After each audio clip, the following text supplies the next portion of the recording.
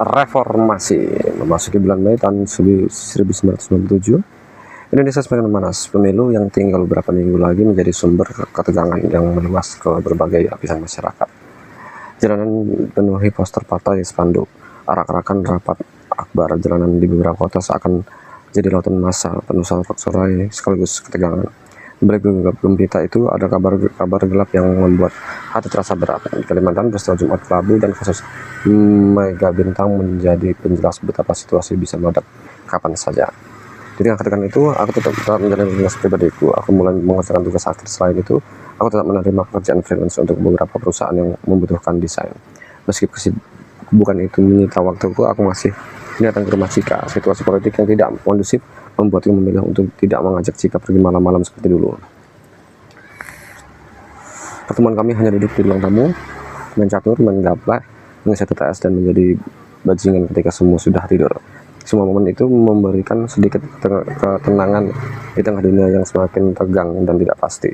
Beberapa hari kemudian, setelah penggulingan pimpinan PDI, Megawati dan kerusuhan besar yang mengikutinya, arah politik mulai bergeser. Banyak pendukung Megawati berpindah haluan menyokong Partai Persatuan Pembangunan P3 yang berlambang bintang, dan setelah istilah Mega Bintang, simbol aliansi antara pendukung Megawati dengan P3. Kemudian pemerintah menyatakan bahwa penggunaan jargon Mega Bintang dalam kampanye melanggar peraturan pemilu. Jaksa Agung menyatakan bahwa setiap tanduk kampanye wajib mendapatkan izin dari polisi, meskipun tidak disebut secara jelas dasar hukumnya. Banyak pihak menilai larangan itu berlebihan dan tidak berdasar. Seorang membaca surat kabar Kompas bahkan bertanya, "Saya jadi khawatir nasib mega-mega yang lain, Mega Cinema, Mega Mall." Himpunan Mahasiswa Islam HMI dan Himpunan Mahasiswa Politik Indonesia PMKRI juga mengecam kebijakan itu sebagai upaya menghambat kreativitas dan demokrasi. Dewan Pimpinan Pusat Partai Persatuan Pembangunan DPP 3 pun mempertanyakan dasar hukum larangan tersebut dan menunjukkan bahwa Mega Bintang hanyalah untuk spontanitas dukungan rakyat. Untuk meresponnya dengan pendirikan ITB Bintang, waktu itu logo P3 sudah bukan lagi gambar Ka'bah, melainkan bintang. Kebetulan logo keluarga mahasiswa sendiri berupa ITB Makassar juga berbentuk bintang merah. Digubah, bintang merah juga sering muncul dalam konteks politik dan ideologi. Cocok dah, pikirku. Aku membuat logo ITB Bintang. Bintangnya berwarna hijau sesuai dengan identitas visual P3. Saat P3 mendapat giliran kampanye, ITB Bintang ikut bergabung. Aku dan kawan-kawan konvoy dengan 5 mobil. Sebagian besar duduk di atas kap, menguncang-uncang poster bertulisan ITB Bintang. Sambutannya luar biasa dari orang tua, anak muda sampai anak-anak bertumpah ruah ke jalan. "Makasih ITB, makasih ITB," teriak seorang bapak tua di tengah kerumunan. Mungkin simpatisan P3. "Ayo ITB," saut yang lain. Aku tidak menyangka sambutan akan seheboh itu. Niatku waktu itu cuma ingin melambangkan kampanye P3, berharap suasananya bisa lebih gembira daripada kampanye partai berkuasa. Di hari berikutnya, saat giliran partai berkuasa yang bersamanya, ITB Bintang muncul di pertigaan papan bersemi dengan dagu dan jalan Ganesha. Chaos pecah. Detailnya tak usah kuceritakan, pokoknya rusuh. Kami dukung oleh pedagang kaki lima di trotoar jalan Ganesha dan anak semasa yang baru bubar sekolah. Begitu 3 truk garnisun datang, kami langsung berjalan kabur masuk kampus, dan itulah yang terjadi. Biarlah satu kisah ini kuceritakan, toh semua sudah berlalu, semua tinggal kenangan. Terserah orang mau bilang apa, tapi jangan mengadili masa lalu dengan keadaan di masa kini. Di luar pagar kampus, roda sejarah terus berputar menyeret Indonesia ke arah yang tak dihindari. Pemilu usai, hasilnya sudah diumumkan. Golkar kembali meraih kemenangan besar, 74,51 suara, 325 kursi di DPR. Angka yang terdengar seperti kepastian, seperti tembok tinggi yang sulit digoyahkan. P3 memang mencatat sedikit peningkatan, namun PDI yang digerogoti konflik internal terperosok dalam jurang penurunan tajam. Namun di jalan, di daerah-daerah jauh dari pusat kekuasaan, tanda-tanda perlawanan mulai muncul. Di Kabupaten Sampang, Madura, kemarahan meledak. Puluhan kotak suara dibakar massa. Abu kertas pemilu mengepul ke langit seolah menjadi simbol bahwa rakyat tak lagi percaya pada angka-angka resmi yang diumumkan dari Jakarta. Ketika suasana yang tegang itu, aku tetap sibuk dengan rutinitasku. Tugas akhirku menuntut perhatian penuh dan membuat menjadi lebih sering tidur di kampus. Pekerjaan freelance pun tetap berjalan, menambah jadwal yang padat, tapi tetap aku jalani. Malam minggunya, seperti biasa, aku main ke rumah Cika. Beberapa minggu kemudian, tibalah masa ospek mahasiswa baru ITB. Panitia meminta aku membawakan beberapa lagu secara solo. Malam itu, aku datang bersama Cika naik motor, dan kami tertegun melihat lapangan basket sudah penuh oleh lautan manusia. Udara malam Bandung terasa dingin, namun suasananya hangat oleh gelak tawa, bisik-bisik, dan rasa ingin tahu mahasiswa baru yang memenuhi tribun dan lantai lapangan.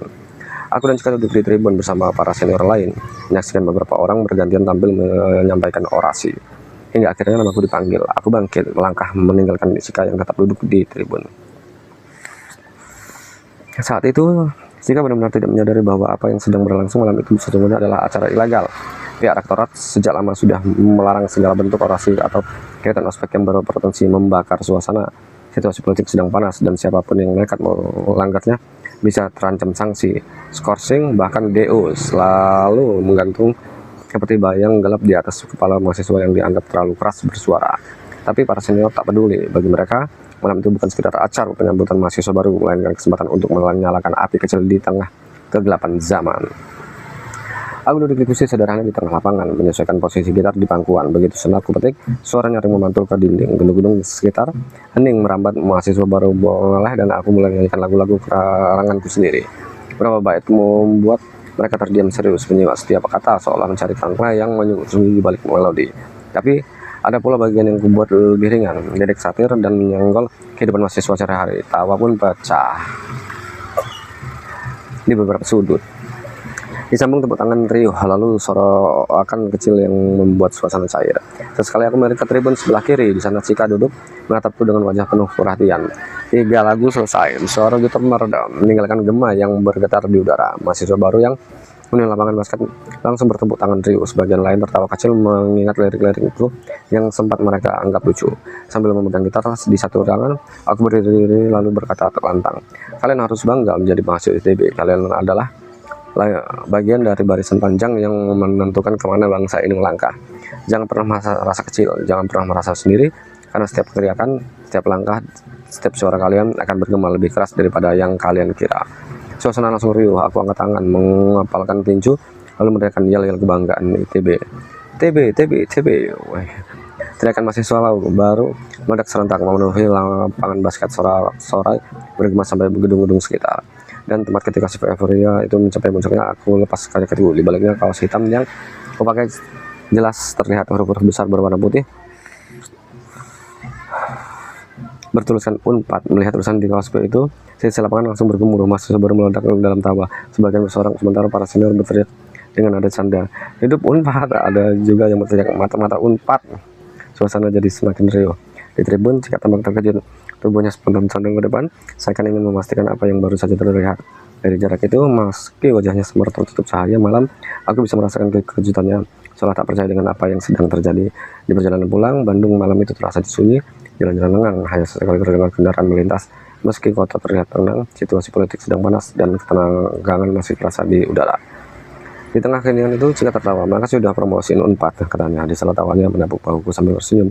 Malam itu, tawa kami terasa hangat di tengah ketegangan kota yang diam tapi penuh gejolak. Melamar Aneka Ancika. Memasuki tahun 1998, ketegangan di Indonesia semakin terasa. Krisis ekonomi Asia yang melanda sejak pertengahan 1997 membuat nilai rupiah merosot tajam. Kiriman sehari-hari dengan ketidakpastian masyarakat mengalami inflasi tinggi, memutuskan hubungan kerjasama massal dan kelangkaan barang. Secara formal, Soeharto diangkat kembali sebagai presiden untuk masa jabatan ke-6 melalui proses politik yang didukung oleh mayoritas parlemen. Di permukaan, pemerintah menegaskan stabilitas politik dan kelangsungan pembangunan. Di balik itu, ketidakpuasan terhadap Orde Baru semakin terasa di berbagai lapisan masyarakat, mahasiswa, aktivis, dan sebagian masyarakat sipil menghadapi pengawasan yang ketat. Sementara media sosial dikontrol untuk menampilkan sudut yang mendukung rezim, situasi politik memanas. Demonstrasi mahasiswa dan aksi protes mulai meletus di kota-kota besar, menuntut reformasi, kebebasan, dan perubahan sistem pemerintahan. Bentrok dengan aparat peramanan menjadi kewenangan sehari-hari. Gas air mata, tembakan peringatan, dan kekerasan fisik mewarnai jalanan. Peristiwa Trisakti tanggal 21 Mei 1998 menjadi titik ketika masih ditembak, memicu kerusuhan besar di Jakarta dan kota-kota lain, termasuk penjarahan dan pembakaran. Tekanan ekonomi dan gelombang protes rakyat akhirnya memaksa Soeharto untuk mengundurkan diri pada tanggal 21 Mei 1998, mengakhiri 30 tahun pemerintahannya. Reformasi pun dimulai, membawa harapan baru bagi demokrasi dan kebebasan berpendapat. Bagi mahasiswa dan aktivis, termasuk aku, periode itu adalah campuran antara ketakutan, harapan, dan dorongan kuat untuk masa depan Indonesia yang lebih adil. Di antara sorak-sorai kemenangan formulasi, aku menyadari sesuatu yang penting. Meskipun banyak kritik dan ketidakpuasan terhadap pemerintahannya, aku tetap berterima kasih kepada Soeharto karena di masa pemerintahannya Indonesia tetap mengalami bangunan infrastruktur, pendidikan dan stabilitas tertentu yang menjadi fondasi bagi kehidupan masyarakat. Menghormati masa lalu yang tidak berarti menutup mata terhadap kesalahan, tetapi mengakui upaya yang telah membentuk negeri ini. Aku berharap dengan lahirnya era baru itu tidak ada lagi koruptor yang merusak negeri, dan setiap langkah ke depan benar-benar membawa keadilan, kesejahteraan, serta integritas lagi ke seluruh rakyat Indonesia. Hari itu, sepulang dari jalan-jalan santai bersama Cika, aku duduk di ruang tamu rumahnya. Cika duduk di sampingku, di sofa panjang yang memintanya agar Mama bergabung di ruang tamu. Mama duduk di sofa tinggal seberang meja, menatapku dengan pandangan penasaran yang bercampur rasa ingin tahu. Napasku sedikit tertahan, namun berdebar ketika aku mulai menyampaikan niat melamar Cika. Melamar? Tanya Mama, suara bercampur kaget dan penasaran. Iya, Mah, jawabku singkat tapi penuh keyakinan. Ini suara turun karena kelamaan. Dilan malah naik ke atas pelaminan, kata Mama sambil tertawa. Aku dan Cika ikut tertawa. Kapan mau melamar? Tanya Mama, matanya menatap tajam dari lembut. Sabtu malam lusa, jawabku mantap. Sabtu malam lusa? Tanya Mama terkejut tapi disertai tawa kecil. Iya, Mah, udah nggak tahan aku atau gimana? Lanjut, Mah. Iya, Mah, kecil. Kok iya? Tanya Cika menantang. Kan emang iya, kataku setengah bercanda. Cika serius, emang kamu enggak? Lanjutku ke Cika. Cika hanya tertawa. Tak lama kemudian Papa datang dan duduk dengan santai ikut menikmati suasana yang bersahabat dan menyenangkan itu. Setelah menjelaskan semuanya, Papa angkat bicara. Suaranya tenang tapi berwibawa. Iya, Papa sih oke-oke aja. Kalian semua sudah dewasa, sudah bisa membuat keputusan sendiri, katanya sambil tersenyum ramah, menenangkan hati kami semua, membuat suasana menjadi lebih cair dan penuh kepercayaan. Mama menghela nafas pelan, tapi senyumnya tak bisa disembunyikan. Dari sorot matanya jelas dia sedang menimbang, tapi juga menantawa karena sejak tadi suasana terlalu penuh gugurawan untuk dibuat tegang. Ya sudah, katanya akhirnya sambil melirik Cika sekelas, kalau kalian memang sudah yakin. Mama ikut mendukung. Yang penting kalian siap, bukan cuma siap senang-senangnya aja. Iya, Mah, jawabku. Mama melanjutkan, tapi ngomong-ngomong ini cepet banget loh, beneran Sabtu malam lusa. Iya, Mah, biar nggak keburu suatu naik lagi. Mah, jawabku spontan, atau meledak lagi. Bahkan Papa yang biasanya lebih kalem ikut tertawa. Mama kemudian berkata lebih lembut, yang penting Mama lihat kamu baik. Bilang sayang Cika juga kelihatan nyaman sama kamu, dan Mama percaya pada cara kalian saling jaga. Makasih, Mah, jawab Cika.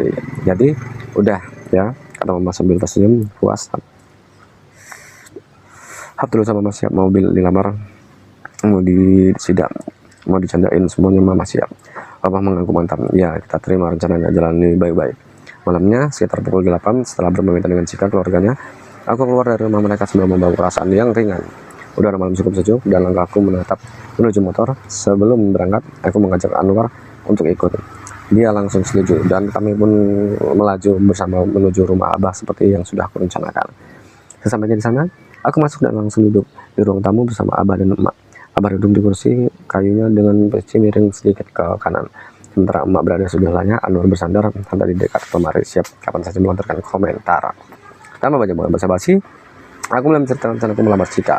Abah mendengarkan dengan wajah serius, tapi tetap ramah seperti biasa. Maksudnya sama Abah melamarnya?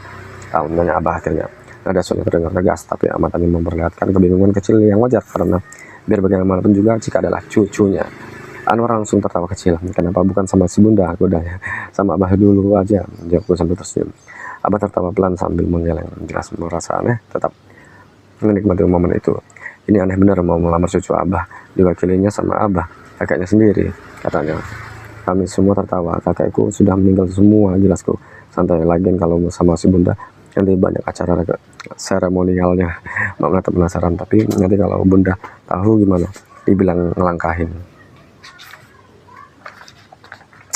Nanti kalau udah fix baru bawa si Bunda, Mak, jawabku. Abah mengangguk pelan, mulai bisa menerima logika. Sabtu malam lusa, tanyanya memastikan. Iya, Bah, jawabku. Mantap, nanti Abah dijemput.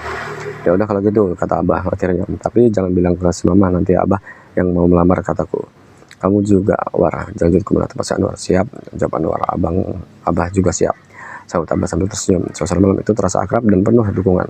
Tidak ada tekanan, tidak ada yang dibuat rumit, hanya obrolan keluarga yang mengalir tenang, hangat dan apa adanya. seperti malam yang sudah memantapkan langkahku untuk hari-hari berikutnya. Hari Sabtunya sekitar pukul 7 malam, aku sampai di rumah Abah untuk menjemputnya. Dari luar aku sudah melihat Abah berdiri di teras sambil rapi, memakai jas hitam, celana hitam, dan peci yang terlihat pas sekali di kepalanya. Itu seseorang yang biasanya hanya memakai kaos dan sarung ketika di rumah. Penampilan itu membuatnya terlihat seperti tokoh penting yang sedang bersiap menghadiri acara negara. Anwar sama Mama udah duluan ke rumah Cika, naik motor Anwar, katanya santai. Tanpa banyak bicara, Abah naik ke belakang motorku. Di sepanjang jalan-jalan, pikiranku berjalan kemana-mana, angin malam menyentuh wajahku, dan yang bergerak lebih kencang justru di kepalaku. Aku sadar betul bahwa apa yang aku lakukan malam itu bukan hal kecil. Itu bukan sudah membonceng Abah ke rumah Cika, itu adalah langkah pertama menuju masa depan yang selama ini hanya bisa kubayangkan. Ada rasa haru yang pelan tapi dalam ketika memikirkan Abah di jok belakang, seorang kakek yang ikut mengantarkan aku untuk melamar cucunya. Keadaan ini justru membuat semuanya terasa indah. Sesekali aku tersenyum sendiri membayangkan ekspresi Cika nanti. Entah dia akan kaget, senang, atau pura-pura marah. Dan setelah itu, aku juga membayangkan ekspresi Mama yang pasti terkejut sambil bertanya kenapa yang datang malah Abah. Namun dari semua yang memenuhi kepalaku, ada satu yang paling kuat, ketenangan. Aku tahu langkah itu sudah tepat. Tidak aku, tidak ada beban, hanya ada keyakinan tenang. Seperti jalan yang sudah memang menunggu untuk dilewati. Aku menoleh sedikit ke belakang, melihat Abah duduk tegak dengan jelas hitamnya yang berkibar pelan. Deg-degan nggak, Bah? Tanyaku. Dikit, jawab Abah. Dia kemudian bertanya, nanti Mama mau ngomong apa pas tahu Abah yang melamar? Aku tertawa kecil, paling napas setengah serius dan setengah bercanda. Mungkin istighfar, katanya. Rasanya lucu, akrab, dan pas di atas motor itu aku merasa benar-benar siap melangkah. Setibanya kami di depan rumah Cika, aku menghentikan motor. Abah turun duluan merapikan jas hitamnya secukupnya, sementara aku berdiri di sampingnya merasa malam itu akhirnya sampai juga. Dari dalam rumah terdengar suara orang-orang berbicara. Mereka sudah tahu aku akan melamar Cika malam itu, dan tidak ada yang tahu bahwa yang datang sebagai wakil keluargaku justru Abah, kakek Cika sendiri. Itu kejutan yang kecil yang memang simpan, sesuatu yang terasa pas dengan cara hidup yang sederhana dan apa adanya. Aku menutup pintu pelan. Tak lama kemudian pintu terbuka dan Mama serta Cika muncul hampir bersamaan. Keduanya terlihat siap, tapi begitu terlihat Abah berdiri di sampingku, ekspresi mereka langsung berubah, terkejut dan bingung. Kok sama Abah? Mama refleks alisnya naik sedikit. Aku belum sempat menjawab ketika Cika ikut bertanya, mana Bunda? Bunda? Nanti, jawabku singkat. Nyusul, tanya Cika lah, masih dengan wajah penuh tanda tanya. Sama Abah aja dulu, kataku sambil menatap mereka berdua, mencoba meredakan rasa penasaran yang berangsung meluap. Mama miringkan kepala sedikit. Sama Abah melamarnya? Iya Mah, jawabku, nanti dijelasin, lanjutku. Cika menoleh ke Mama, lalu kembali menatap Abah. Wajahnya jelas masih bingung, seolah mencoba memahami apa yang sedang terjadi. Tanpa perlu bertanya terlalu banyak, Mama pun menatap Abah dengan ekspresi hampir sama, bingung tetapi tetap tersenyum karena tidak menyangka situasinya akan seperti itu. Situasi memang di luar dugaan mereka. Mereka tahu aku akan melamar Cika malam itu, tapi mereka sama sekali tidak menyangka yang datang mewakili keluarga justru Abah, kakek Cika sendiri. Cika menoleh ke Mama lalu kembali menatap Abah. Wajahnya jelas masih bingung, seolah mencoba memahami apa yang sedang terjadi. Tanpa perlu bertanya terlalu banyak, Mama pun menatap Abah dengan ekspresi hampir sama, bingung tetapi tetap tersenyum karena tidak menyangka situasinya akan seperti ini. Abahnya tersenyum kecil, senyumnya yang tidak memberi penjelasan apapun, namun cukup membuat suasana terasa lebih ringan. Akhirnya Mama mempersilahkan Mas kami masuk, masih sambil mencoba menyelesaikan sendiri dengan kejutan kecil yang tidak mereka duga. Begitu kami masuk ke ruang tamu, suasana langsung terasa sedikit lebih tertata daripada biasanya. Jelas ada unsur acara di dalamnya. Aku dan Abah duduk bersebelahan di sofa panjang, posisi yang membuat Abah terasa seperti benar-benar datang sebagai wakil keluargaku. Jika duduk di kursi sofa tunggal yang berada di sebelah kiriku, sedikit ke depan dari posisiku. Ketika aku menoleh, aku bisa langsung melihat wajahnya. Jika tampak masih mencoba memproses kenyataan bahwa aku datang melamar, tetapi didampingi Abah, kakaknya sendiri. Ada rasa bingung yang melamar di wajahnya, bercampur dengan senyum kecil yang muncul setiap kali dia melihat ke arah kami. Di seberang meja, Mama duduk di kursi sofa tunggal lainnya, tepat berhadapan dengan Abah. Dia cerah matanya terlihat campuran antara penasaran dan tidak menyangka Bapak duduk di kursi dekat Mama. Wajahnya tenang, tapi tatapan matanya menunjukkan kebingungan kecil yang tidak bisa disembunyikan. Dia jelas bertanya juga kenapa Abah yang datang mendampingiku, bukan orang tuaku seperti dugaan awal mereka. Namun, dia tetap duduk rapi, terlihat siap menyimak dan mengikuti arah pembicaraan malam itu. Anwar duduk di samping kiri papa, posisinya sedikit di belakang sehingga dia bisa melihat semua orang dengan jelas. Sebelahnya, Mak duduk dengan tenang sambil sekali tersenyum, seperti menikmati suasana yang perlahan hangat. Benny duduk santai di kursi kecil, tanpa sandaran dekat Mama. Tubuhnya sedikit condong ke depan karena ingin tahu bagaimana semuanya akan berjalan. Di atas meja tamu, ada banyak piring berisi kue kecil dan minuman. Aroma memenuhi ruangan walau hampir tidak ada yang menyentuhnya. Suasana terasa cukup formal, tapi tidak kaku. Dua keluarga duduk saling berhadapan, jauh menyatukan langkah untuk sesuatu yang penting. Dan di tengah semuanya itu, aku menarik napas perlahan, sadar bahwa momen yang kutunggu akhirnya benar-benar dimulai. Aku menundukkan badan sedikit ke depan, suaranya tenang dan pelan tapi cukup jelas untuk membuat semua orang langsung fokus kepadanya. Pertama, maaf kalau malam ini membingungkan, katanya sambil menatap Mama dan Papa bergantian. Beberapa hari yang lalu, Dilan datang ke rumah. Dia bilang untuk lamaran ini, dia ingin Abah yang mendampingi dulu. Terus terang, waktu Dilan bilang mau melamar, Abah sempat kaget bukan apa-apa lagi. Tapi kenapa malah Abah yang disuruh mewakili keluarganya?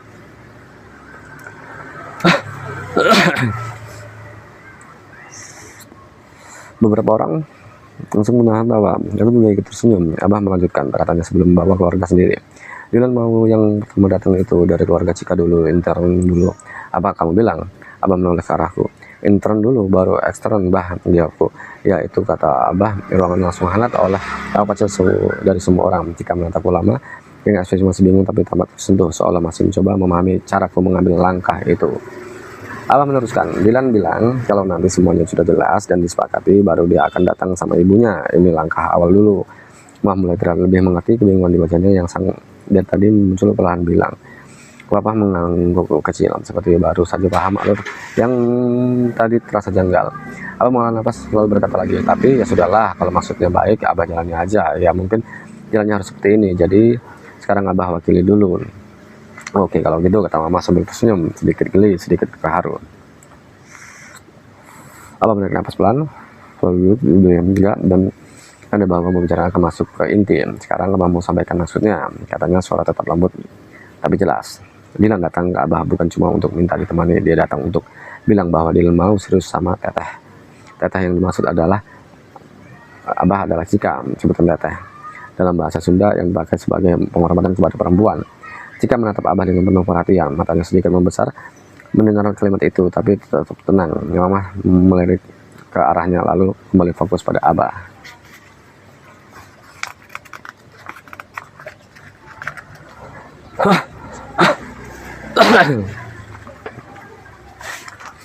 Dilan ini anak baik, kata Abah.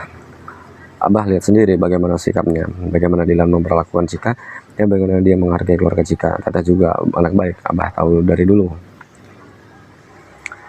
Ruangan mulai hening. Benny yang sendiri tadi duduk condong ke depan sudah duduk lebih tegak. Tapi meskipun baik, kalau terlalu sering berduaan, kalau terlalu sering kemana-mana bareng, kan bisa jadi omongan orang. Bukan karena Teteh sama Dilan melakukan sesuatu yang aneh, tapi namanya fitnah, namanya suuzon, kadang datangnya dari mana saja. Mama mengangguk pelan, setuju. Abah menutup perhatian. Makanya waktu Dilan bilang mau ngelamar Teteh, Abah langsung bilang setuju. Soalnya kalau sudah melamaran, jalannya jadi jelas, tidak akan ada fitnah lagi, tidak ada pikiran macam-macam lagi menurut Abah. Dan ada baiknya kalau disegerakan saja. Abah menatap Mama dan Papa lalu melanjutkan, jadi malam ini Abah datang untuk menyampaikan lamaran Dilan. Kalau Mama dan Papa setuju, harapan Abah sih gitu. Abah menghela nafas pelan lalu melanjutkan dengan suara yang tetap lembut namun tegas, jadi begitu, katanya sambil menatap Mama dan Papa. Abah hanya menyampaikan niat baiknya Dilan. Soal diterima atau tidak, Abah serahkan sepenuhnya ke Mama dan Papa sebagai orang tua Teteh.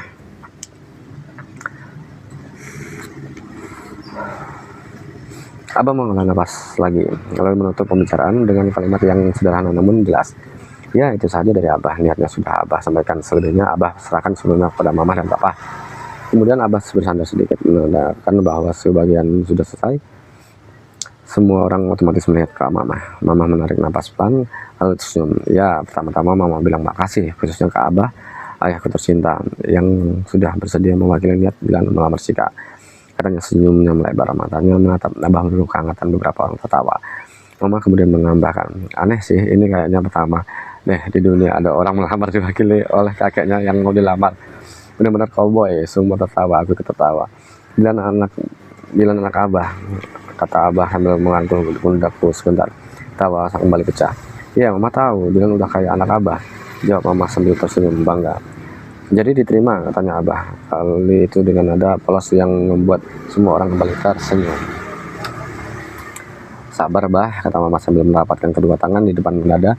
Gaya bercanda yang langsung membuat semua tertawa lagi. Lalu Mama menunjukkan keputusan Mama sih, setuju Bah. Alhamdulillah, kata Abah sambil menggoyangkan sedikit pinggulnya ke arahku. Soalnya maksudnya senangnya. Lagian Bah, kalau ditolak juga nanti Mama dirakam. Soalnya yang melamar ayah Mama sendiri. Gak boleh menentang orang tua. Kita Mama sambil tertawa, mulai pecah oleh tawa. Kemudian Mama menoleh padaku, wajahnya berubah sedikit lebih serius, tapi matanya tetap hangat. Sekarang katanya, boleh Mama nanya Dilan? Iya Mah, jawabku sambil tersenyum. Mama terdiam sebentar, hanya beberapa detik, seperti mempertimbangkan pertanyaan apa yang paling tepat. Lalu dia bertanya, emang Dilan punya apa mau melamar Sika? Seketika itu semua tertawa. Kau paham betul itu bukan pertanyaan yang menuntut jawaban serius. Kalau orang lain mungkin bisa tersinggung, tapi kami sudah sangat dekat dan terlalu terbiasa dengan gaya bicara Mama yang belak-belakan begitu. Kalau terlalu jujur, kadang terlalu lucu, kadang terdengar seperti menggoda orang. Jadi aku memilih menjawab dengan ringan juga, karena aku tahu mamahnya hanya bercanda dan sebenarnya ingin melihat apa yang akan aku katakan. Punya mertua yang baik Mah, jawabku. Tawa langsung meledak lagi. Baik, bahkan Mamah yang malunya hanya tersenyum sampai menatapku tertegun beberapa detik. Duh, Mamah jadi terharu, kata Mamah sambil menepuk. Gak ada pelan, namun ketika berikutnya seperti bisa, dia kembali dengan gaya bicaranya jahilnya. Tapi maksudnya Mamah nanti mau dikasih makan apa anak Mamah? Tahu langsung pecah lagi gurauan. Itu benar-benar khas Mamah. Istilah itu ringan, kalau dilontarkan ke orang lain mungkin bisa bikin salah paham, tapi buat kami justru bentuk ketegangan. Enggan, aku tahu Mama sedang mengujakku. Dia tahu aku sedang bekerja dan menghasilkan uang dari freelance, tapi tetap saja dia melihatku. Ini aku gini Mah, kataku berapa serius. Kalau Dilan nikah sama Cika, berarti Dilan juga jadi anak Mama kan? Iya, jawab Mama sambil terenggut alis. Nunggu lanjutannya terus. Dia juga wajib ngasih aku makan dong, kataku mantap ya. Akunya sudah jadi anak Mama juga. Kata Mama sedikit memelotot sambil tersenyum melebar. Gak tahu meledak lebih besar daripada sebelumnya. Mama nggak tahu harus ngomong apa lagi sama kamu. Pokoknya diterima ucapan Mama disertai anggukan yakin. Tahu masih tersisa, tapi matanya terlihat hangat. Apa gimana tadi Mama sambil menoleh ke sebelahnya. Apa mengaku pelan yang seperti biasa. Apa sih? Gimana Mama? Intinya Mama setuju. Alhamdulillah, ucap Abah dengan lagi. Kemudian Papa menambahkan, Dilan yang gigih. Suasana kita terasa lebih ringan. Tawa tersisa di udara dan semua mulai menyesuaikan ritme percakapan setelah meresmi lamaran itu. Jadi udah fix semuanya ya, kata Mama menatapku senyumnya. Dan ada rasa bahagia yang sudah disembunyikan kapan Bunda datang, tanya Mama kemudian menoleh ke arahku. Segera setelah ini Mah, sekuat mantap. Rasa lega tiba-tiba menyeruak dalam dadaku. Segala ketegangan yang sempat kupikirkan akan membuat malam itu berat ternyata cair oleh tawa, oleh gurauan Mama, oleh penerimaan yang hangat. Setelah semuanya disepakati, Mama mempersilakan kami pindah ke ruang makan. Meja makan penuh dengan hidangan ayam goreng renyah yang mengumpulkan aroma gurih, sayur asam, sambal terasi yang pedas tercium dari jauh, lapangan segar, dan beberapa kue basah yang diatapinya. Abah yang tadi begitu formal, tegas, dan penuh wibawa saat menyampaikan lamaran, perlahan berubah nada dilepaskan. Wajahnya kembali jadi ekspresi hangat khas Abah, kembali menjadi diri Abah. Seminggu kemudian aku datang ke rumah Cika bersama Bunda dan Sisa dengan mobil Nissan Patrol. Bunda membawa kotak besar berisi roti kasarnya, teh yang berisi hangat. Aroma sudah tercium samar-samar sejak di dalam mobil. Begitu pintu rumah Cika dibuka, Mama Cika dan Papa menyambut kami. Cika tersenyum lebar, Papa tetap tenang menatap kami dan ramah. Sementara Mama langsung menyapa Bunda. Meskipun mereka tidak terlalu akrab, ada rasa saling mengenal yang nyaman. Beberapa kali sebelumnya Bunda memang pernah datang ke rumah Cika ketika aku dan Cika masih pacaran. Jadi Mama sudah tidak asing lagi dengan keadaan Bunda. Mama Cika adalah pensiunan dini dari Dinas Pendidikan Pemerintah Kota. Sedangkan Bunda pensiunan guru SMA yang masih sekali mengajar. Ucapan mereka terasa santai seperti menyapa teman lama yang sudah lama tidak bertemu. Masih tetap ada sedikit rasa hormat formal karena itu momen keluarga yang penting. Kami pun berkumpul di ruang tamu. Ketika duduk di samping kiri Bunda di sofa panjang, aku menempati kursi kecil dekat Cika. Sementara Papa duduk di kursi seberang, meja berhadapan langsung dengan Bunda.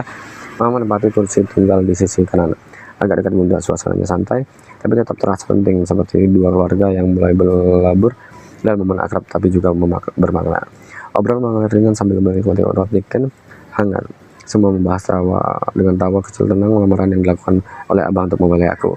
Ya, katanya diterima karena yang ngelamar itu kakeknya Cika, ayahnya Mama, kata Bunda sambil terkekeh. Semua tertawa termasuk aku yang mengunyah roti ken.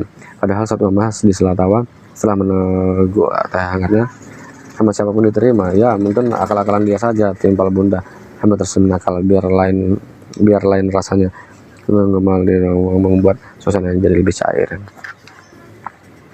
Bunda lalu merangkul Cika dengan lembut. Tahunya mulai reda, matanya menyipit dan menatap Cika lekat-lekat. Kenapa kamu mau sama Dilan? Tanyanya, suaranya campur serius dan bercanda. Cika tersenyum kecut, terlihat canggung menjadi pusat perhatian. Sementara yang lain menunggu dengan tatapan ingin tahu. Kenapa ya? Gue menyelidik seakan menanyakan itu pada dirinya sendiri. Bunda memulai kepala Cika dengan lembut menunggu jawaban. Ah, masih mikir, kata Bunda sambil tertawa. Harus mikir kalau mau sama Dilan, jawab Cika. Karena kecap Bunda agak setengah bercanda. Cika mengalah napas panjang terus muncul. Ya mikir kenapa ya kok mau sama Dilan. Ternyata enggak bisa dijelasin, mau aja gitu. Ucapnya polos. Semua langsung tertawa membuat ruang tamu terasa hangat dan penuh. Jadi kapan nikahnya? Tanya Bunda menatap Mama sambil tersenyum nakal. Terserah Bunda, jawab Mama santai. Kalau terserah aku, ya malam ini juga. Seletuk Bunda spontan. Semua terbahak, suasana semakin cair.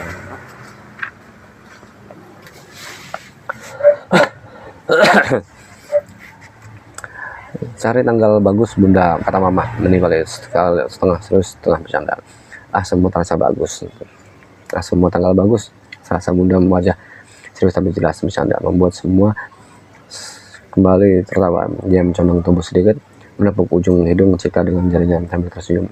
Yang penting kamu cantik, katanya penuh canda tapi hangat. Cika menoleh cepat, tersipu malu sambil menahan tawa.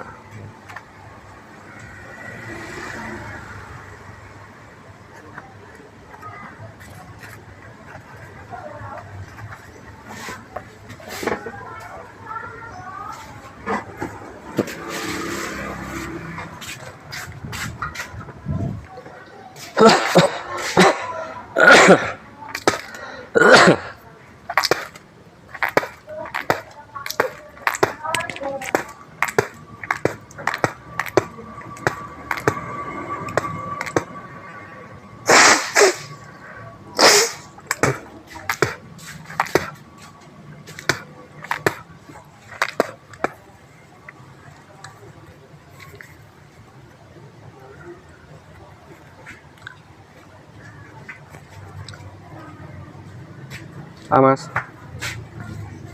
Minyak keluar. Oh iya Mas. Karena sabar ya. Iya, bawa ya Mas. Dua. Bawa dulu Mas. Bayar dulu. Numpuk. Maksudnya bayar yang kemarin? Enggak, yang bayarin aja. Yang kemarin kan. Oh, ini bayarin aja. Ini 18, 36. Ini aja Mas ya? Iya. 36 berarti 64. Sama tak apa? Mas. Bendera enggak? Ada teh bendera? Dua.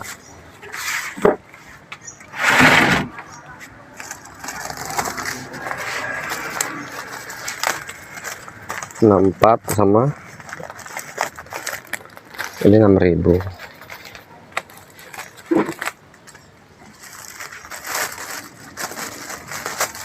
Hmm. 6.000 8.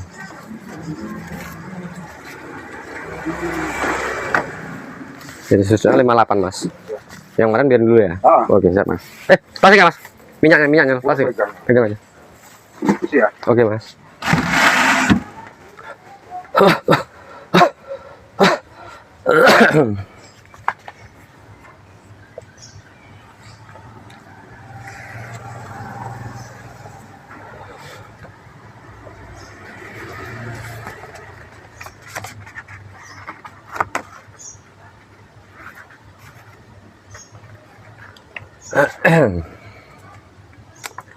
Menikah dengan Ancika.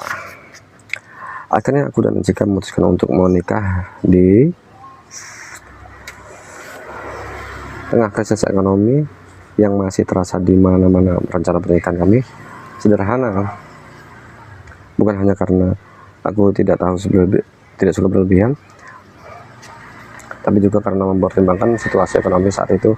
Menggelar pesta besar di tengah krisis terasa kurang pas tuntas. Rasanya lebih bijak merayakan momen penting itu dengan cara yang sederhana, menyesuaikan diri dengan realitas dan dirasakan orang banyak. Keputusan menikah dengan Cika tentu saja menjadi bahan perbincangan di kalangan teman-teman kampus. TA aja belum kelar malah nikah, edan, kata Nawi sambil tertawa, matanya berbinar seperti menantang. Tapi ketusnya menanggapi dengan nada santai, ya sekalian aja pusingnya disatuin. TA menikah krisis, biar nanti di depan tinggal anak-anaknya aja, jawabku. Itu menimpali sambil mengangkat alis setengah bercanda. Nanti nggak tidur di kampus lagi dong. Masih lah, masih apalagi rumah Cika. Bedanya dengan dulu, kalau pulang kelamaan aku bisa langsung tidur ke kamar Cika, kan udah nikah, kataku sambil tertawa. Suasana makin cair, semua ikut tertawa dan Dani menimpali sambil terkakain. Ini motivasi baru buat cepat nikah. Sorenya sepulang dari kampus, aku pulang ke rumahnya karena janjian dengan orang yang mau membeli motor CB 100ku. Ternyata pembelinya adalah Pak Tata, dosen teknik mesin ITB. Oh iya, Pak Tata, dosen teknik mesin ITB.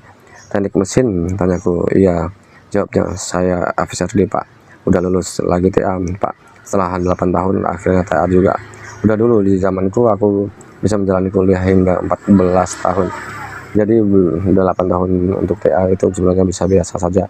Baru di tahun 1997 aku itu berubah dan masa kuliah dipangkas menjadi hanya 7 tahun. Semoga cepat lulus, katanya. Bapak juga mudah-mudahan jadi rektor ITB, amin.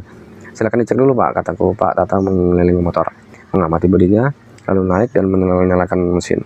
Suara khas Honda CB100 seri Glatik terdengar halus, bergetar lembut. Masih muda untuk seperti dulu, masih rutin dirawat Pak, servis jalan terus, oli rajin ganti pajak juga masih hidup, kataku sambil tersenyum. Pak Tata mengangguk sambil mengelus tangki motor. Kenapa dijual? Butuh biaya Pak, heran deh, katanya. Kehidupan ini palsu tapi uangnya harus asli, jawabku singkat. Pak Tata tertawa. Motor ini banyak jasanya Pak, dipakai pacaran oleh, dikejar polisi. Siap, kataku lagi sih bercanda. Pak Tata sambil tertawa pelan. Jadi motor ini bukan cuma kendaraan tapi jimat juga ya? Iya, jawabku sambil tersenyum. Suasana hening sebentar sebelum Pak Tata kembali terserius. Harganya bisa kurang enggak? Maklum kondisi lagi krisis juga.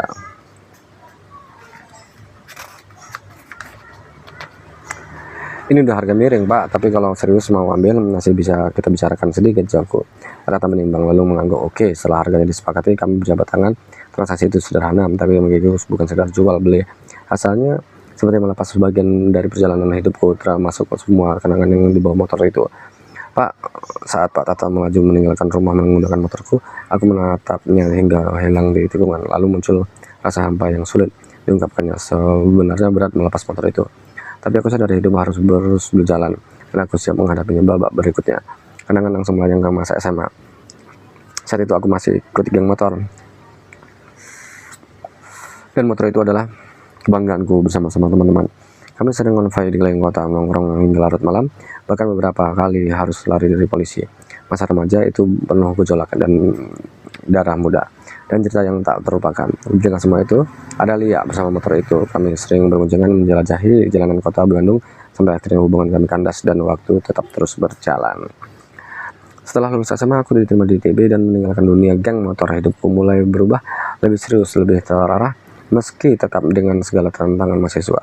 Di kampus itu aku mengenal Cika, hingga akhirnya resmi berpacaran bersama Cika. Motorku kembali punya peran mengantar kami keliling kota, dari kampus hingga jalan-jalan di Bandung. Jika bersama Lia, motorku menjadi saksi masa remaja aku yang penuh gejolak, maka bersama Cika motorku menjadi saksi masa mudaku yang lebih matang, penuh harapan dan mengarah ke masa depan. Hari itu, saat motorku akhirnya kejual, aku tahu itu bukan sekedar transaksi, itu adalah perpisahan dengan saksi perjalanan panjang dari cinta yang remaja yang marah SMA hingga cinta yang kuperjuangkan di bangku kuliah bersama Cika.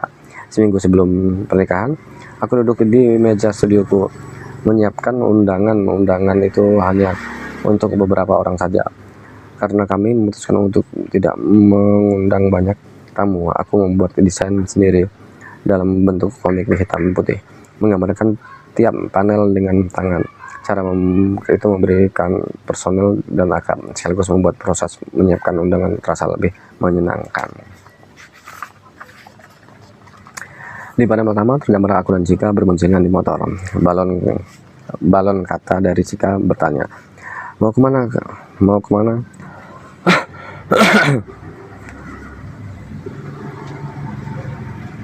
Mau kemana? Balon kata dariku menjawab singkat, menikah. Panel kedua menampilkan Cika bertanya, lagi kapan?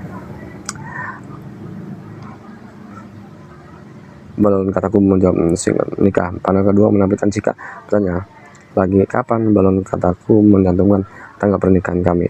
Panel ketika wajah Cika digambarkan ceria dengan balon kata sederhana, asyik. Undang itu kemudian kubuat salinan dengan mesin fotokopi seadanya. Justru sederhana, dan itulah yang membuat terasa akrab, menyimpan canda dan mengharapkan tantangan langkah besar yang akan kami jalani bersama. Bunda menatap surat undangan pernikahan itu dengan mata penasaran.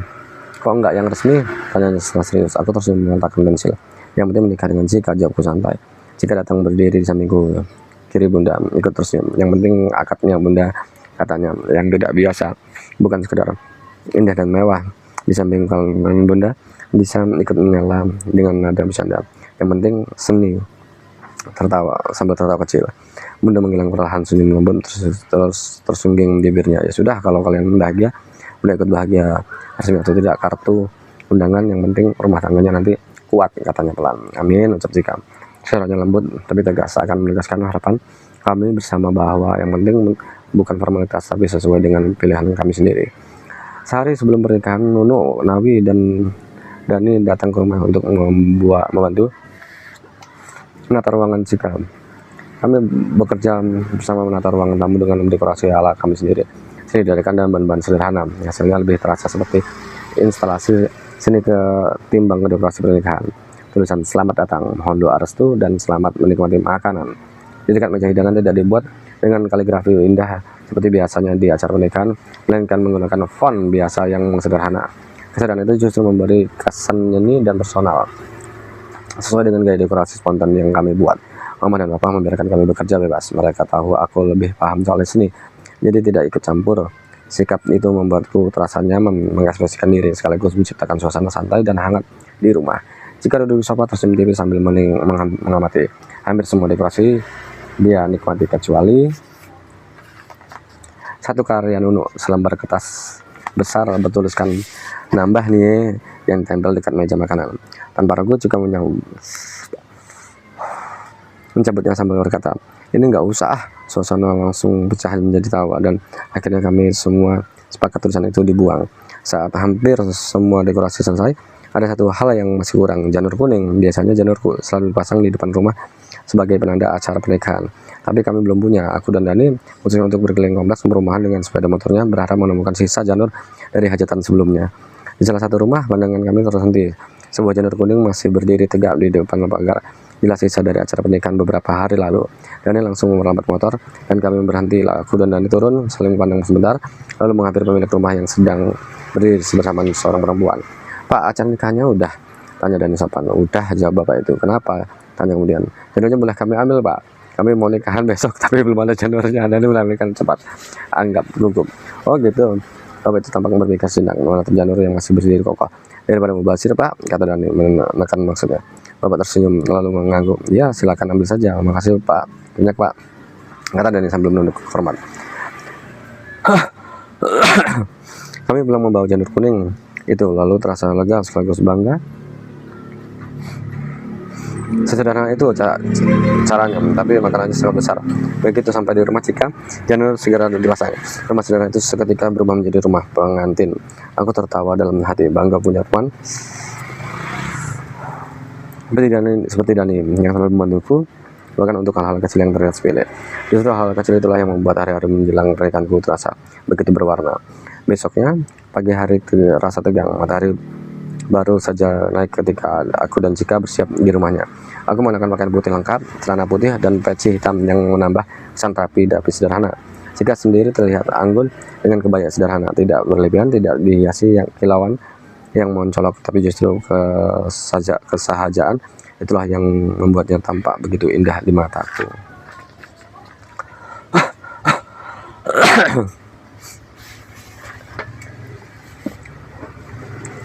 Ruang tamu sudah rapi, dekorasi sederhana, tapi hangatnya yang kami pasang kemarin tampak hidup, lengkap dengan jalur kuning di depan rumahnya. Cika duduk di sofa panjang, aku di sampingnya, santai menikmati momen yang akan menjadi napasku tenang, tidak tergesa, seolah pagi itu terasa seperti biasa.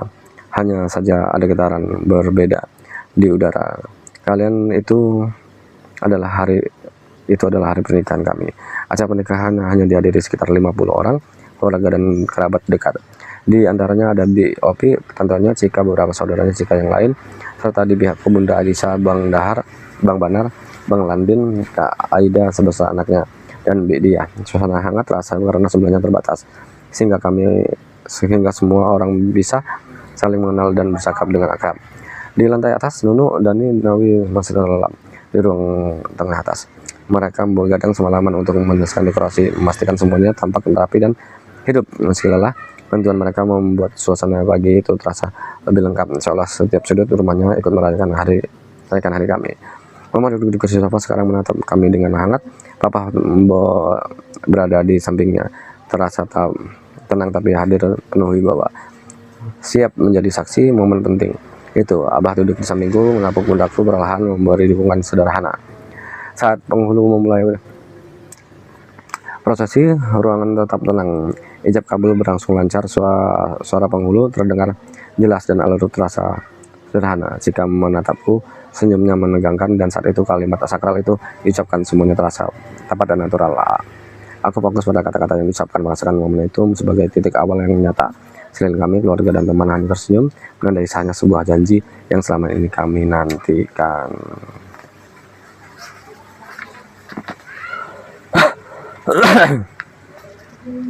Ketika prosesi selesai, senyum lega dan bahagia tersungging di wajah semua orang menatap kami dengan mata lembut. Papa tersenyum tenang dan Abah menepuk bahuku sekali lagi. Bunda tersenyum, matanya berbinar hangat, semua suaranya lembut. Akhirnya, dalam hati aku merasakan haru yang lembut. Terbayang Bunda selalu sabar dan mendukung menghadapi aku yang dulu nakal, sering keluyuran malam, itu konvoy dan tak jarang membuat hati orang tua khawatir. Senyum itu sulit kutahan. Apa? Rokok mas? Rokok mangga.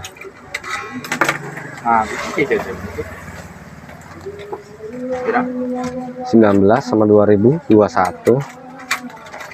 Nah, 25 pas. Plastik mas, biar kelihatan belanja loh mas. Wah, tertawa loh.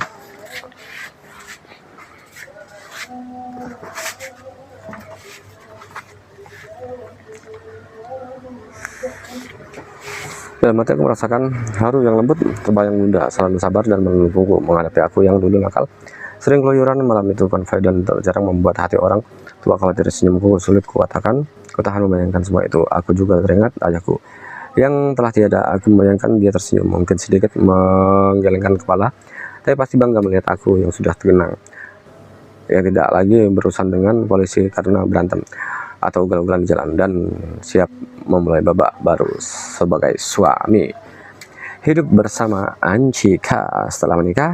Untuk sementara aku tinggal di rumah Cika yang aku namai Kompleks Rumah Mertua Indah. Nama itu selalu membuat semua orang di rumah tertawa, termasuk mertuaku sendiri, karena begitulah kenyataannya. Untuk sementara aku tinggal di rumah Cika. Kadang-kadang giliran Cika yang tinggal di rumahku. Dia menemani tempat itu, Kompleks Mertua Indah 2. Kehadiran kami bergantian di rumah masing-masing membuat suasana tetap hangat dan penuh canda, seolah rumah manapun yang kami tinggali selalu terasa seperti milik bersama. Di rumah Cika, kami menempati kamar di lantai 2, cukup luas, terdiri dari satu ruang tidur dan satu ruang perpustakaan yang juga difungsikan sebagai ruang belajar dan ruang kerjaku. Sebuah set sofa merah menambah hangat suasana ruangan. Saat pertama kali aku membawa buku, pakaian, dan peralatan gambar, Dari rumahku aku menyadari sesuatu, kamar itu bukan lagi sekedar milik Cika, melainkan ruang baru bagi kami untuk memulai hidup bersama. Akhirnya sang bajingan masuk ke kamarmu, kataku sambil tertawa. Sebetulnya aku suka saat kamu jadi bajingan, jawab Cika, matanya berbinar. Baru ngaku, kataku. Cika tertawa. Aku mulai menaruh barang-barangku dan Cika segera membantuku. Dia membuka pintu lemari, menunjukkan ruang kosong yang sudah dia siapkan untuk beberapa pakaianku. Unpad dan ITB akhirnya bersatu di dalam kamar, kataku sambil menyimpan pakaian ke lemari. Cika tertawa, lalu terus membereskan barang-barang sampai akhirnya dia mengeluarkan beberapa tumpukan kertas dari lemari kecil, dari laci lemari. Baca deh ini, katanya sambil menatapku. Apa itu? Tanyaku penasaran. Surat cinta, jawabnya sambil tersenyum. Dari siapa? Ini dari Pak Riumam, katanya sambil menyerahkan beberapa lembar amplop. Aku meraihnya dan mulai meneliti. Oh, guru bimbelmu itu, aku tergagah. Iya, jawabku santai, lalu mengambil amplop lain. Kalau yang ini dari Kang Yadit. Aku meraihnya lagi. Wah, Kang Yadit, kataku menahan tawa. Jika tersenyum lalu menyerahkan amplop berikutnya. Kalau ini dari Bagas. Aku mengambilnya. Banyak amat, tanyaku. Aku laris lah. Jika tertawa sambil menepuk tumpukan amplop itu. Bagas teman SMA-mu itu ya? Ya, yang aku godain di rumah Abah, tanyaku mencoba mengingat peristiwa lama itu. Iya, katanya menahan tawa. Takut dia sama kamu. Aku tertawa membayangkan reaksinya dulu. Aku bakal semua ini, tanya Cika menoleh kepadaku, matanya bersinar. Kenapa? Cinta asmara itu dusta, jawabnya santai tapi dengan nada yang hampir serius. Kemudian Cika menepuk beberapa lembar kertas lain dan menatapku sambil tersenyum. Nah, kalau ini dari sang bajingan, katanya menyerahkan beberapa suratku yang dulu kukirim dari Kuba. Aku meraihnya, tersenyum dan sejenak terdiam mengenang masa lalu.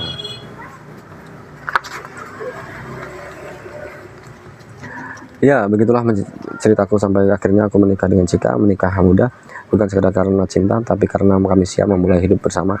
Pernikahan itu menjadi titik awal dari perjalanan baruku. Untuk menunjang keseharianku, aku membeli motor baru, sebuah Honda Grand. Oh iya, iya.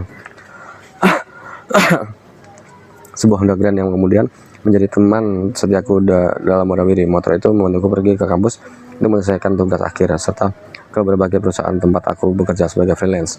Dengan motor itu, aku bisa lebih leluasa mengatur waktu, mengerjakan proyek, desain, dan tetap menjaga keseimbangan rumah tangga kami.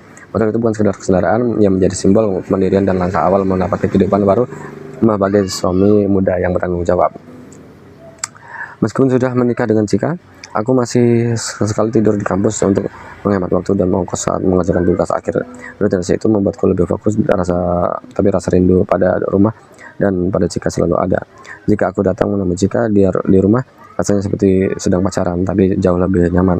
Tidak perlu pulang karena bisa tidur di kamar Cika, dan tidak perlu takut digerebek hansip karena dia adalah istriku. Enak sekali, itulah yang dimaksud menikah seolah-olah pacaran. Kalau sedang santai atau di malam minggu, kami hanya duduk di sofa, melepas penat setelah seharian beraktivitas. Jika menyelesaikan tugas kuliahnya, sementara aku mengerjakan desain pesanan sebagai freelance. Kadang kami menonton televisi bersama, kadang bernyanyi sambil beriringi dengan petikan gitarku. Suasana itu sederhana tapi hangat, kombinasi antara produktivitas, hiburan dan keakraban yang membuat rumah terasa seperti tempat paling nyaman di dunia. Kesibukan demi kesibukan, dari tugas akhir, kerja freelance hingga sesekali nanggung, akhirnya membentuk pola hidup baru, pola yang menjadi alunan akrab dan menenangkan. Di setiap alunan itu ada peran Cika, mengingatkanku makan, menegur ketika aku lupa istirahat, memprotes jika aku pulang terlalu larut, lalu tersenyum ketika aku akhirnya duduk di sampingnya. Kami belajar menyesuaikan diri dengan ritme satu sama lain, menemukan cara yang tetap untuk tetap dekat meskipun kesibukan datang silih berganti. Saat aku lelah dan ingin menyerahkan dan memberi semangat, saat tidak lelah, aku mencoba membuatnya tersenyum bersama. Kami menjadikan kesibukan sebagai bagian dari hidup yang harmonis, bukan beban yang menekan. Kadang aku berpikir hidup mungkin tidak selalu memberi apa yang kita minta, tapi selalu memberi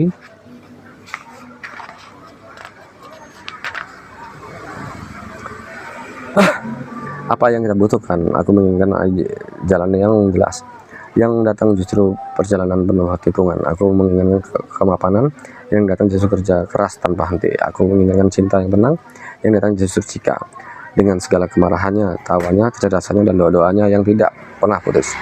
Bahkan ketika aku masih meragukan keberadaan Tuhan, jika tidak pernah memaksa atau menekan, Dia hanya hadir dengan keyakinan sendiri dan kesabaran yang tidak habisnya.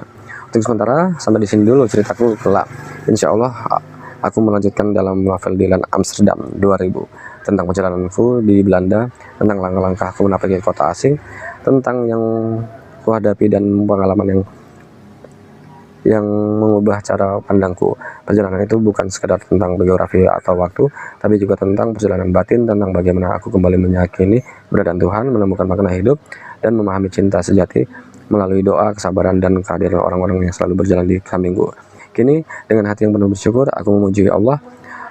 Aku bersyukur dan atas berkat imam, atas cinta yang tulus dari seorang istri, atas kesempatan untuk tumbuh dan belajar, serta atas setiap detik kehidupan yang diberikannya. Segala puji bagi Allah, Tuhan semesta alam, yang telah menuntunku, menjaga kami, dan selalu memberi jalan di tengah perjalanan hidup yang kadang tak mudah, tetapi selalu penuh makna.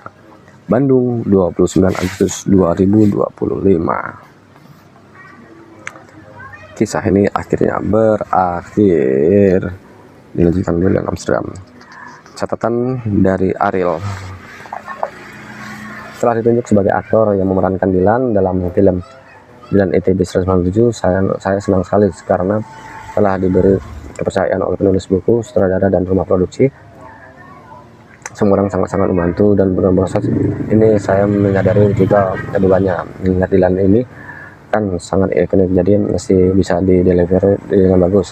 Secara pribadi, menurut saya Dylan itu punya banyak aspek yang unik. Pertama, dia punya keberanian dari latar belakangnya yang keras, membuat dia jadi suka petualangan. Pernah bergabung dalam salah satu geng motor, itu menurut saya adalah salah satu bentuk yang petualangan. Kedua, dia itu percaya diri, tapi juga tidak melupakan bahwa dia juga manusia yang punya ketertarikan sama lawan jenis. Ketiga, dia punya basic literatur yang unik, yang mungkin berbeda dibandingkan dengan teman-teman yang lain.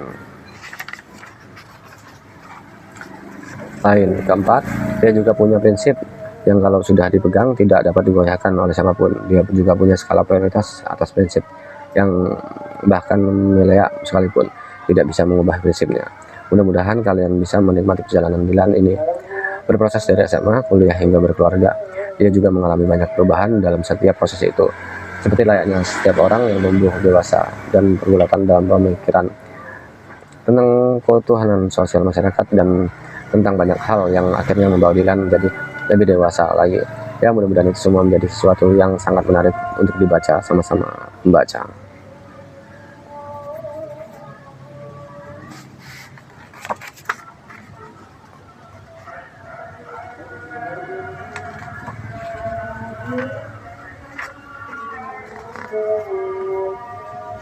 Selesai.